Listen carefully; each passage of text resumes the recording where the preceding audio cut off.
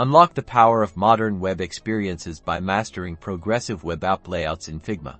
Let's dive into creating exceptional PWA designs right within Figma, making your web applications shine on every device. First, open Figma and create a new design file. We'll start by setting up our artboards for a mobile-first approach, which is crucial for PWAs. Select the artboard tool and choose a common mobile device frame. This will be our primary design canvas. Now, let's begin building the core layout. Think about the essential elements: a clear header for branding, a consistent navigation to guide users, and a content area that's easy to digest. To ensure responsiveness, apply a layout grid. This will help us maintain consistent spacing and alignment across different elements. In the header, place your PWAs logo and a clear title. Keep it concise and impactful.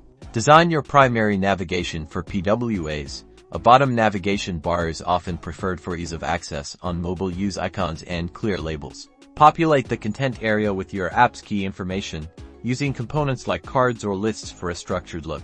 Next, let's consider tablet layouts. Create a new artboard with tablet dimensions and duplicate your mobile design. Observe how your existing elements adapt. You might need to rearrange, resize, or adjust spacing to take advantage of the larger screen real estate.